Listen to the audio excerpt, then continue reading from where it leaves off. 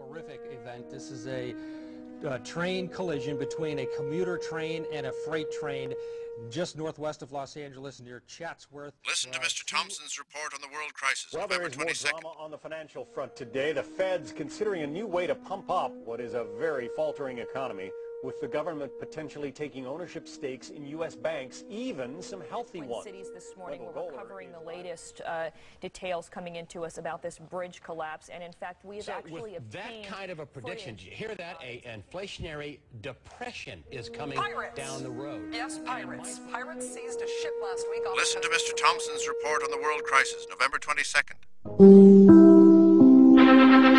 This is an NBC News special report. A presidential address. The President of the United States. Today, as before, the fate of millions across the world depends upon the unity and resolve of the American people. Our country has shed more blood for the freedom of other people than all the other countries in the world combined. We are steeped in the tradition of honor and sacrifice for the greater good. We are proud of this heritage.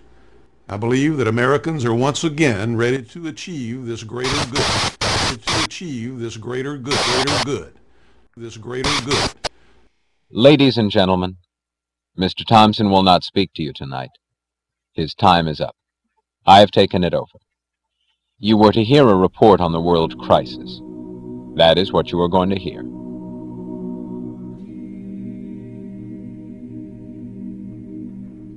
For 12 years you have been asking, who is John Galt? This is John Galt speaking. I am the man who loves his life. I am the man who does not sacrifice his love or his values.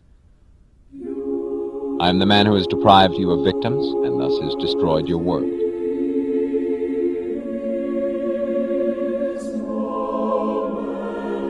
And if you wish to know why you are perishing, you who dread knowledge, I am the man who will now tell you.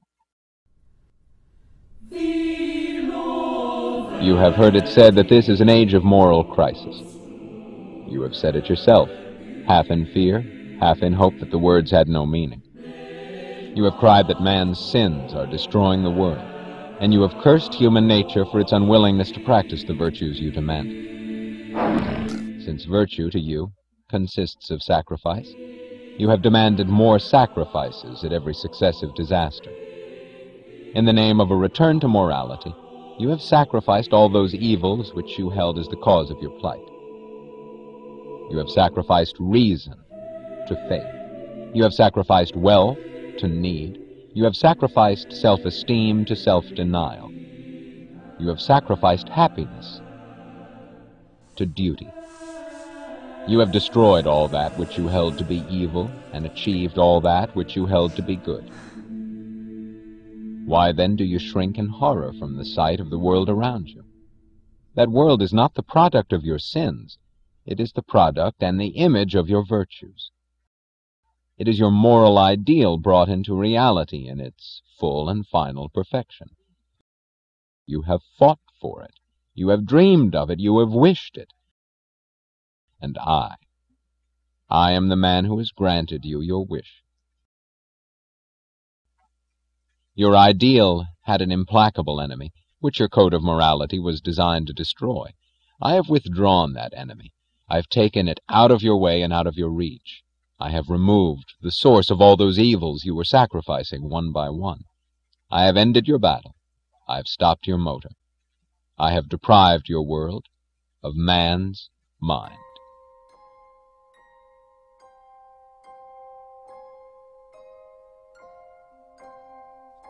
Men do not live by the mind, you say?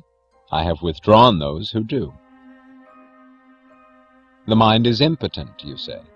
I have withdrawn those whose mind isn't. There are values higher than the mind, you say? I have withdrawn those for whom there aren't.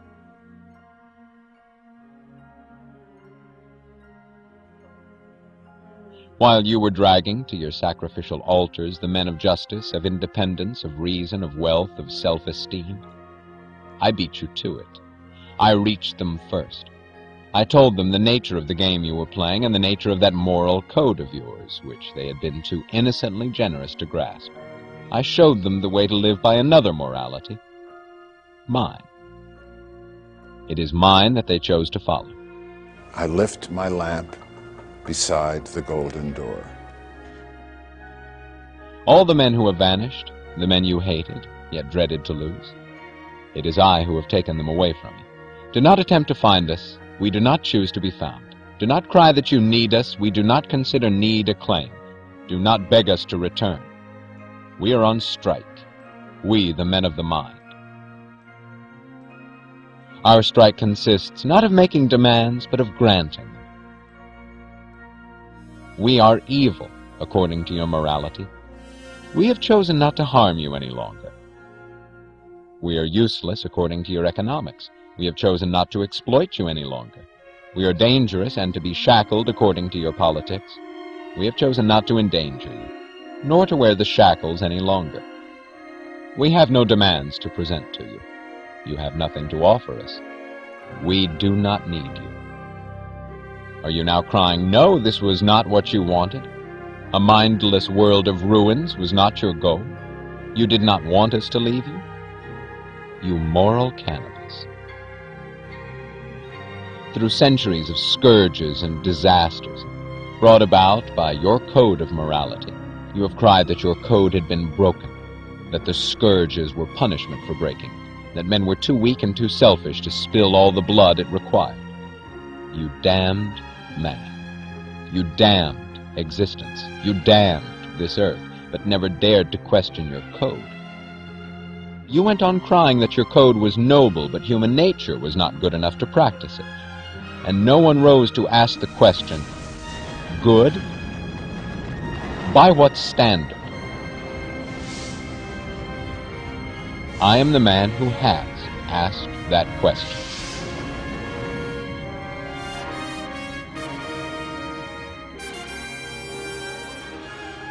Yes, this is an age of moral crisis. Yes, you are bearing punishment for your evil. But it is not man who is now on trial, and it is not human nature that will take the blame. It is your moral code that's through this time. Your moral code has reached its climax, the blind alley at the end of its course.